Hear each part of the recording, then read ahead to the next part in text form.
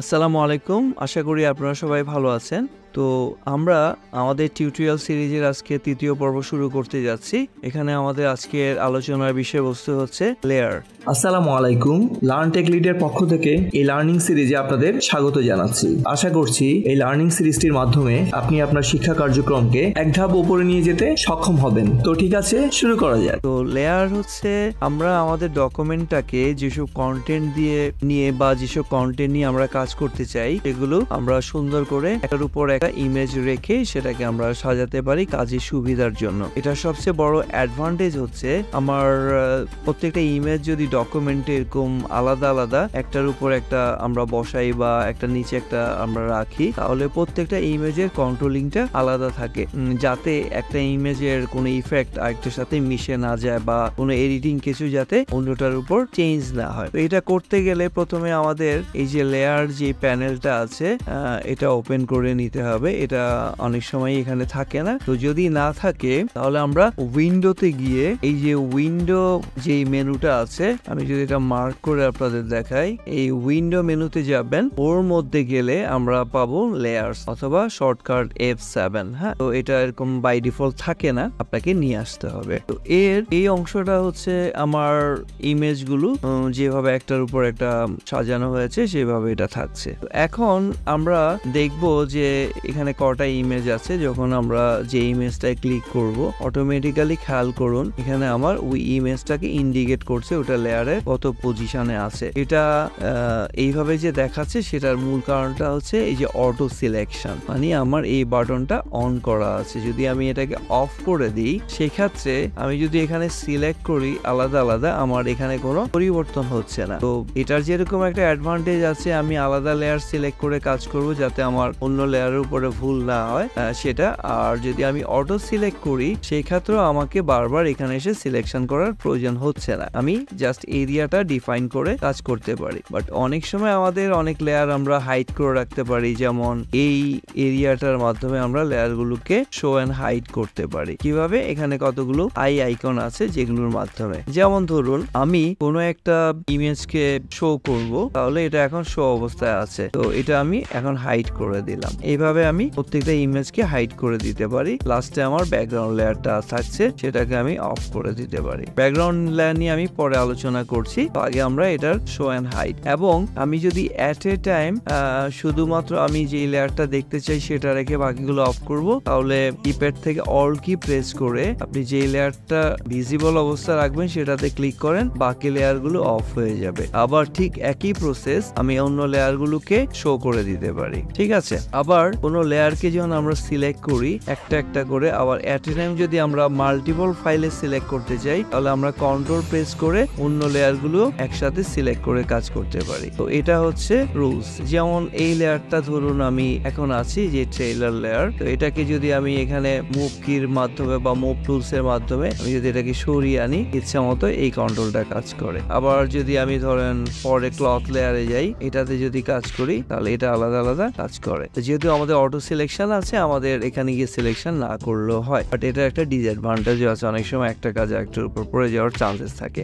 এখন তো আমরা চাইলে এই লেয়ার গুলো উপরে যদি কোনো আর্টিস্টিক কার্যক্রম করতে চাই, যেমন তাহলে আমাকে একটা নিউ লেয়ার ক্রিয়েট করতে হবে। তো নিউ লেয়ার আমি দু জায়গায় ক্রিয়েট করতে পারি। একটা হচ্ছে এখানে আমি প্লাস সাইন অ্যাক্টিভ করে, অথবা এই লেয়ার মেনুতে গিয়ে নিউ লেয়ার আসবে, বা এই প্যানেলের ভিতরে নিউ লেয়ার বলে অপশনস থাকবে। তো সেটা আমরা একটু আগে দেখি। যেমন আমি যদি ধরুন এই লেয়ার কমান্ডে যাই, এখানে নিউ আছে, লেয়ারে দিলে আমার একটা নতুন লেয়ার তৈরি হবে। তার আগে আমার একটা নাম, সে ধরুন আমি এই লেয়ারের উপরে ইমেজের উপরে একটা পেইন্ট করব বা একটু ব্রাশে রিটাচ করব। ঠিক আছে, এই নাম দিয়ে দিলাম, ওকে দিলে আমার যে লেয়ার সিলেক্টেড করা থাকে তার উপরে এটা চলে আসবে। আমি চাইলে এটাকে শিফট করাতে পারি। তো এগুলো আমি একটু পরে দেখছি। এখন এই যে লেয়ারটা আছে বা এখানে প্লাস চিহ্ন দিয়ে আমি ঠিক একইভাবে লেয়ার নিয়ে আসতে পারি। আবার প্রয়োজন না হলে এই লেয়ার গুলো আমি ডিলিট ডিলিটের মাধ্যমে করতে পারি, অথবা কিপ্যাড থেকে লেয়ারটা সিলেক্ট করে ডিলিট কি প্রেস করলো আমাদের এটা কাজ করে। এখন আমি একটা আবার নতুন লেয়ার নিয়ে আসি। তো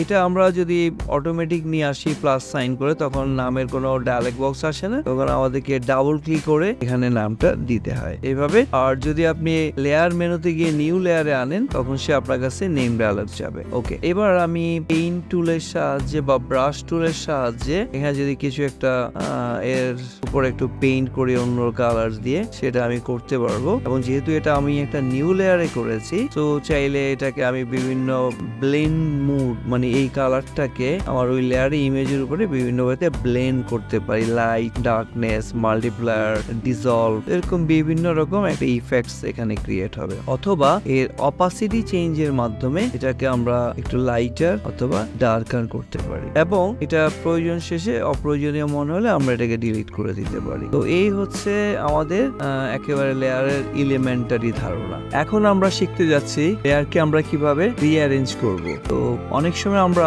লেয়ারের অ্যারেঞ্জমেন্টটা চেঞ্জ করতে হয় আমাদের প্রয়োজনে। তাহলে আমরা যখন ধরুন এই যে ক্লথ লেয়ার যেটা আছে, এটা যদি আমি ট্রেইলার লেয়ারের উপরে নিয়ে যাই, তাহলে আমার এখানে তেমন পরিবর্তন হচ্ছে না, কারণ এখানে আমি দেখতে পাচ্ছি না। বাট আমার নিচে যে লেয়ারটা আছে সেটা হচ্ছে প্যাটার্নস লেয়ার, এটা আমি এখন সবার উপরে নিয়ে যাচ্ছি। তাহলে এখন আমি বুঝতে পারছি যে আমার সবার নিচের লেয়ারটা আমার উপরে চলে যাচ্ছে। এইভাবে আমি চাইলে একটা লেয়ারকে আরেকটা লেয়ারের উপরে শিফট করে দিতে পারি। আচ্ছা, ঠিক একইভাবে আমি আবার লেয়ারটাকে আগের পজিশন নিয়ে আসবো। এর বাইরেও আমরা যদি চাই যে কোনো লেয়ারকে আমরা ডুপ্লিকেট করব, সেক্ষেত্রে এখানে লেয়ার প্যানেলের মধ্যে একটা কন্ট্রোল কি আছে, সেখানে হচ্ছে ডুপ্লিকেট লেয়ার। এর মাধ্যমে আমরা চাইলে যেমন ক্লথ কপি, একটা লেয়ার কপি করে ফেলতে পারি। ইভেন আমার যদি প্রয়োজন না হয় কোনো লেয়ার, সেক্ষেত্রে আমরা এই লেয়ারগুলোকে ডিলিটও করে দিতে পারি, বা এই লেয়ারটা দিয়ে আমরা ধরেন অন্য কোনো এর কাজের পরে দিয়ে আমরা বাড়িয়ে দিতে পারি। তো এই হচ্ছে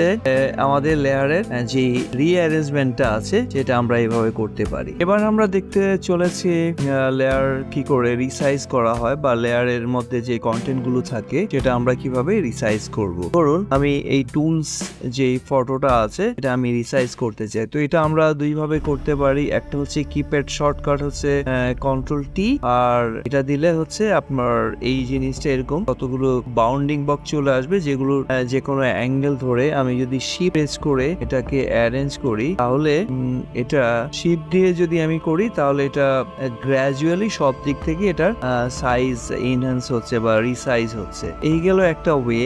আর এর বাইরে আমরা আরেকটা কাজ করতে পারি, সেটা হচ্ছে সেম কাজটি আমরা করতে পারি ফাইল মেনু থেকে প্রি ট্রান্সফর্ম। তো প্রি ট্রান্সফর্মে যখন আমি এখানে যাব, সেখানে আমার আছে স্কেল। এই স্কেল মেনুতে আমি যখন যাব, তখন এটা অটোমেটিক্যালি সেম আবার এর চারদিকে কতগুলো পয়েন্ট চলে আসবে। যে পয়েন্টটার যে কোনো দিক থেকে আমি এটাকে, যেমন ধরুন আমি এদিকে যদি শিফট করি, তাহলে এটা ঠিক একইভাবে সব দিক থেকে হয়ে যাচ্ছে। আবার আমি যদি শিফট চেপে করি, তাহলে এক সাইড থেকে এটার পরিবর্তনটা হচ্ছে।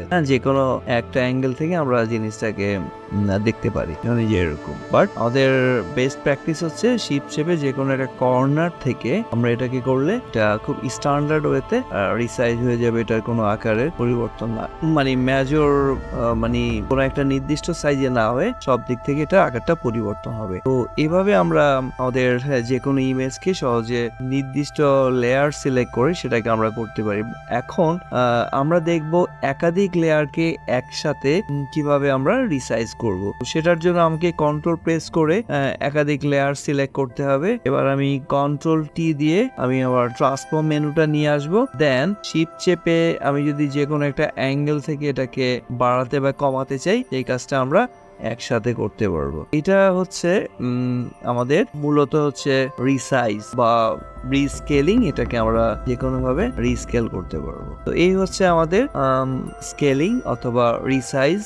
একটা ফটোকে আমরা কিভাবে রিসাইজ করার কাজ শেষে আমরা এটাকে অ্যাক্টিভ করে দেবো হচ্ছে এই টিক মার্কটা এনেবল করে। এবার আমরা শিখে চলেছি আমরা কি করে এর সাথে আরো অন্যান্য ছবি অ্যাড করতে পারি। তো এইটা আমরা যখন কোনো ছবি অ্যাড করব, তখন অটোমেটিক অটোমেটিক্যালি এখানে লেয়ার তৈরি হয়ে যাবে। এটা দুটো প্রসেসে করা যায়। একটা হচ্ছে ফাইলে গিয়ে আমরা প্লেস এমবেড করতে পারি, যার ফলে যেটা হয় কি এই ইমেজটা আমার এই ইমেজ ডকুমেন্টের সাথে অটোমেটিক্যালি মার্জ হয়ে যাবে। আরেকটা হচ্ছে লিঙ্ক, এর মাধ্যমে আমার ইমেজের একটা লিঙ্কস এখানে আসবে, মানে ভার্চুয়াল কপি, বাট এটার অরিজিনালটা থাকবে মেইন সোর্সের সাথে। যেটা সোর্সে যদি আমি কোনো পরিবর্তন নিয়ে আসি তখন অটোমেটিক্যালি এখানে পরিবর্তন হয়ে যাবে। তবে আজকে আমরা দেখব হচ্ছে এমবেডেড, প্লেস এমবেডেড। এটা করার পরে আমার ইমেজটা যেখানে আছে এই ফাইলগুলো আমি এই টিউটোরিয়ালের ডেসক্রিপশনে এর লিঙ্কসটা দিয়ে দেওয়া আছে। আপনারা এগুলো ডাউনলোড করার পর আমি যেসব ফাইলগুলো এখানে ইউজ করছি সেগুলো পেয়ে যাবেন এবং সেগুলো ইউজ করতে পারবেন। তো আমরা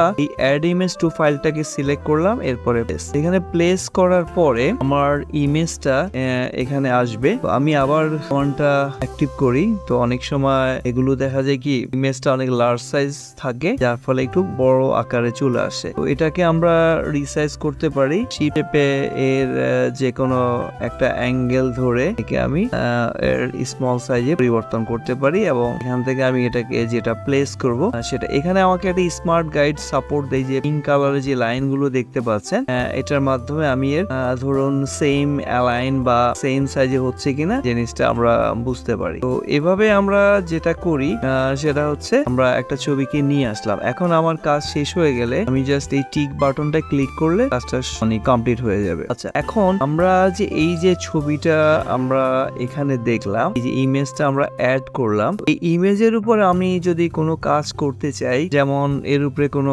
ড্রয়িং করতে চাই বা অন্য কোনো এডিট করতে চাই, সেক্ষেত্রে যেমন ধরুন এই এমবেডেড ইমেজটা সরাসরি কাজ করবে না। অ্যাকচুয়ালি এটা একটা স্মার্ট ইমেজ। স্মার্ট ইমেজ গুলো যখন আমরা আনি তখন এরকম একটা ছোট ইমেজের পাশে একটা আইকন শো করে, বাট এটা কি কাজ করতে গেলে আমি যখন এখানে ক্লিক করবো তখন আমাকে একটা অ্যালার্ট মেসেজ দেবে, this smart object must be sized. হ্যাঁ, তো এটা যে মেসেজটা আসবে সেটা হচ্ছে this smart object must be rasterized before proceeding. যখন আমরা এই কাজটা করবো এটাকে অবশ্যই একটা রেস্টার ইমেজে আমাদের কনভার্ট করে নিতে হবে, আদারওয়াইজ এখন দেখুন এর আইকনটা চলে গেছে। এখন আমি চাইলে এর উপরে কোনো এডিট বা অন্য কোনো কাজ করতে পারবো, বাট যতক্ষণ না আমরা একে পরিবর্তন করতে না চাই বা মানে একে স্মার্ট অবজেক্টে কনভার্ট না করে কোনো অবস্থাতেই এটার আমরা কোনো এডিটিং করতে পারবো না। তবে এই কাজটা অবশ্যই আমরা একটা আলাদা লেয়ারের উপরে করব। তাতে হবে কি আমি যদি ওই পরিবর্তনটা আবার আগের অবস্থায় ফিরে আনতে চাই ওই লেয়ারটা আমরা ডিলিট করে দিলেই পারবো। এই হচ্ছে আমাদের একটা ইমেজকে আমরা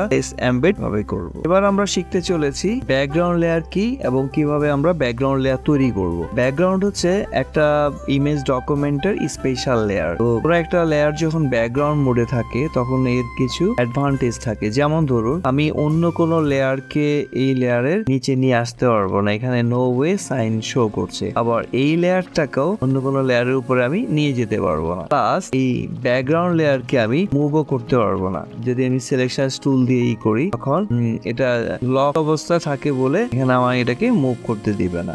এটা আমরা যদি ধরেন কোনো পরিবর্তন আনতে চাই তখন এটাকে আমরা লকটা তুলে দিব। এখন আমি চাইলে এটাকে যে এভাবে মুভ করে ফেলতে পারি, যে ইচ্ছা মতো একটা মুভ করে দিলাম বা অন্য কোনো পরিবর্তন আমি এখানে করতে পারি। আমরা এখন দেখবো যে কোনো একটা লেয়ারকে কিভাবে ব্যাকগ্রাউন্ড লেয়ারে পরিবর্তন করা যায়। তো আমি এর জন্য একটা নিউ লেয়ার ক্রিয়েট করি এবং এই লেয়ারটাকে আমি সব লেয়ার গুলো নিচে নিয়ে আসি। তো এটা একটা ট্রান্সপারেন্ট লেয়ার, আমি চাইছি এটার পিছনে একটা হোয়াইট ব্যাকগ্রাউন্ড আসুক। তো আমি এখানে চলে যাব এডিট মেনুতে, এখানে গিয়ে ফিল, দেন এখানে আমি হোয়াইট কালার চুজ করে দিয়ে ওকে করে দিব। তাহলে আমি একটা হোয়াইট ব্যাকগ্রাউন্ড লেয়ার পাবো। এখন এই লেয়ারটা কিন্তু আমার অন্য সবগুলো লেয়ারের মতোই। এখন আমরা চাইলে কোন একটা লেয়ারের আবার এখানে নামকরণ করতে পারি। যেমন ধরুন আমার আগে ছিল ধরেন ক্লথ লেয়ার, হ্যাট লেয়ার, তো এটাকে আমি দিব টেইলার লেয়ার বা হোয়াট এভার। এইভাবে আমরা রিনেম করতে গেলে আমাদেরকে অবশ্যই কোনো লেয়ারের উপর ডাবল ক্লিক করে এখানে আমরা ওটার টাইপ করে নতুন নামটা দিয়ে দেবো এবং ক্লিক করলে ওটার নামটা রিনেম হয়ে যাবে। এখন আমি এই লেয়ারকে একটা ব্যাকগ্রাউন্ড লেয়ারে কনভার্ট করতে চাই। তো সেটা করার জন্য আমাকে যেটা করতে হবে সেটা হচ্ছে আমার যে লেয়ার মেনুতে গিয়ে আমি একটা নিউ লেয়ার এখানে ব্যাকগ্রাউন্ড লেয়ার করতে পারি। আবার লেয়ার প্যানেলের পাশে আমার যে মেনু আছে আমরা চাইলেও এখান থেকে করবো, বাট এটা ইউজুয়ালি এখানে এই কমান্ডটা সবসময় থাকে না, এটা ডিফারেন্ট ভার্সন অনুযায়ী এটা চেঞ্জ হয়। আমি এই কাজটা খুব ইজিলি করব, layer new then background layer. যখনই আবার এটাকে ব্যাকগ্রাউন্ড লেয়ারে কনভার্ট করবো অটোমেটিক্যালি এটার নামটাও চেঞ্জ হয়ে যাবে এবং এটা লক মোডে চলে আসবে। তো এই হচ্ছে আমাদের লেয়ারের স্পেশালিটি। তো আপনারা এই লেয়ারের যে অংশগুলো আমরা দেখলাম সেগুলো খুব ভালোভাবে প্র্যাকটিস করবেন এবং আপনাদের প্রতিটা ইমেজকে এইভাবে আলাদা আলাদা লেয়ারের মাধ্যমে প্লেস করে এটার উপর আলাদা কন্ট্রোল নিয়ে কাজ করার একটা সুবিধা পাবেন, বা যে কোনো সময় এটা হ্যাসেল ফ্রি পরিবর্তন করতে পারবেন। ঠিক আছে, আর এর পরবর্তী ভিডিওতে আমাদের আরো নতুন কোনো ম্যাজিক আসছে ফটোশপে, তো সেগুলোর জন্য আমরা অপেক্ষা করবো। এবং প্রিভিয়াস যারা এই ভিডিওর আগের অংশগুলো দেখেননি, এই ভিডিওর সাথে প্রিভিয়াস ভিডিও লিঙ্কটা দিয়ে দেওয়া হবে, সেটা অবশ্যই আপনারা দেখে নেবেন। সবাই ভালো থাকুন।